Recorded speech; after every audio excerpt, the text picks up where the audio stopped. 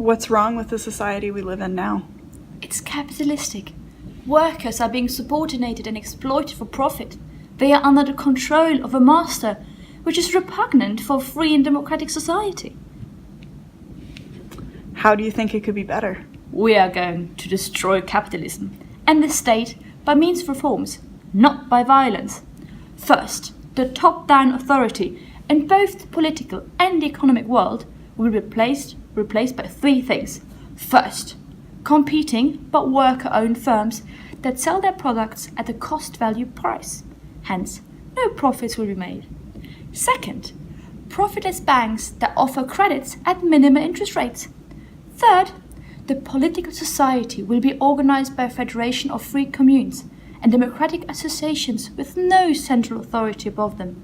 Hence, it's becoming a pluralistic system of self-government without the state. Second, personal property for personal occupancy and use will be allowed, but private property is theft. Hence, rent and other forms of unearned income will be eliminated. But we don't want change to be radical nor abrupt. Hence, at the beginning, we are going to establish dual power. This is building alternative institutions until the power of the previous ones is weakened enough for them to be abolished. Who did you influence? I am the founder of mutualist philosophy, and I'm in correspondence with Karl Marx. But my ideas influenced mainly the 1871 Paris Commune and the Spanish anarchist movement.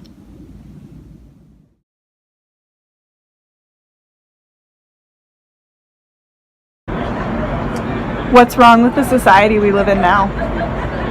Our society, it's full of spooks, these fixed structures in which man himself cannot think for himself or act on his own will. And most prominent examples of this are the state and the church. So when man is a part of a state, he doesn't follow his own interest but the state interest. When he's a part of a church, he doesn't follow his own interest but the interest of the Christian people. He leaves unquestioned the majesty of the state or the sanctity of the church. And by doing so, he suppresses his own interest, his own will, and his own freedom to think as he pleases. How could it be better? That's a good question. So I think that state is not a society of men with morale, but rather a union of egos. Each person thinks for themselves and only utilizes their state for their own interests. So I ask, why do we have a state in the first place? Get rid of the state and replace it with a union of egos. Egoists. The union of egoists is not a concerted effort. It's not a group of people who have weekly book club meetings or something of the sort. There's no secret handshake. We have to get rid of the idea that a union must consist of some structured cult-like following of fixed ideas. No. A union is understood as a flexible relation of intercourse between egoists who are free to act as they wish with no higher power constricting them in any sense. It could be as mundane as kids meeting in the park or you grabbing a beer with a friend in the bar. Now this union is very fragile and it really ceases to exist once it makes principles binding and it crumbles on in and of itself at that point. Who did you influence? So I influenced and I was influenced. I was influenced very prominently by Hegel, who was my teacher when I was in university in Berlin. And he talked about the role of consciousness. And I really went one step further and said that self-determination is when you really reach peak consciousness. Feuerbach, who was my peer in university under Hegel, he viewed human essence as above the individual will, and I said, nein, that's not true. It's the individual will and human essence are the same thing, and individual is just as important, if not more important. Who did I influence? I think Karl Marx said that he was influenced by me. He accepted the fact that, and my criticism of the fact that the individual should play more of a role in communism than he first expected, so it makes me very happy.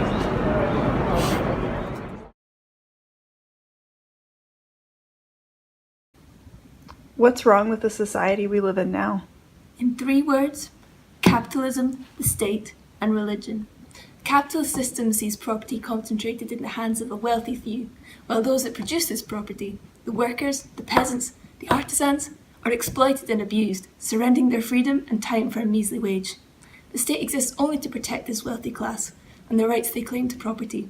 Whatever form the state exists, be this a monarchy, a representative democracy, or a dictatorship of the workers, it always protects the privileges of the few to the detriment of others. And to add to this material oppression, we have the intellectual slavery of religion. Belief in God destroys human solidarity and liberty. We must end the divine authority of this fantasy figure. How could it be better? What we need is action. Revolution is war, and it's only through destruction that we can create a better world. The spontaneous revolt of the oppressed can create a revolution that destroys the state, capitalism, and religion.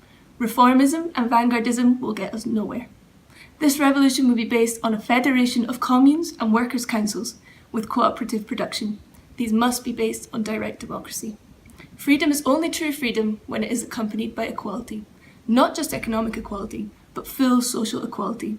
There must be no oppression based on gender, race, or any other factor, and we will abolish institutions that create this, such as marriage and imperialism. Who did you influence? I have gone on to influence many anarchist thinkers, such as Emma Goldman and Noam Chomsky, and the Spanish anarchists of the Civil War.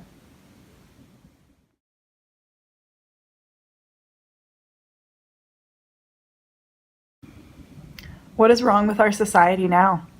With the increasing centralization of economic, social, and political life, our individual freedoms are at risk of being subject to coercive influence of government. To use Henri Thoreau's words, the best government is the one that governs the least, and one that governs least is no government at all. The move towards a more centralized government is with great detriment to individual liberty. The labour force suffers as government monopoly on land and money inflates prices far beyond those I envisioned in an individualist anarchist society where men reap the fruits of their own labour and none can live in idleness using capital kept from other labours. I also disagree with the more progressive approach to individual anarchism as it encourages conditions that allow social progress rather than individual freedom. Liberalism is also a threat. Its proponents accommodate greater state regulation if it appears to be of a liberal consequence. What is not considered is that the person they vote for may push one liberal law, but will subsequently push hundreds more reforms which may not be greeted with such liberal enthusiasm. How could it be better?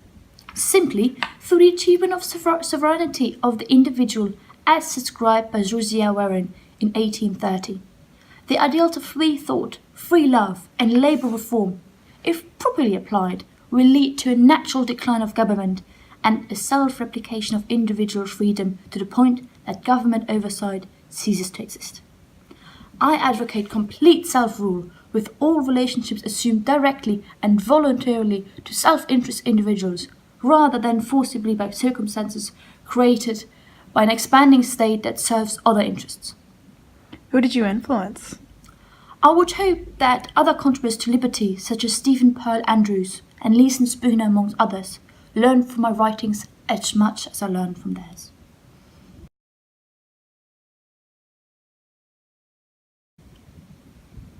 What is wrong with our society now? The people of the world live in a state of both economic and political oppression. Although the masses barely have enough to live, they spend their time producing whatever brings the biggest profits to the capitalists, rather than producing what they need to live. Moreover, these capitalists claim the rights of private property. But how can one person have ownership of things that have been produced by the ideas and labour of millions of people over thousands of years? They are our common inheritance. Enforcing this situation is the state, which has absorbed more and more social functions and encouraged narrow-minded individualism. And the representative democracy, which would supposedly solve all of our problems, this does nothing but elect arrogant people-pleasers eager to benefit themselves and their parties rather than the people.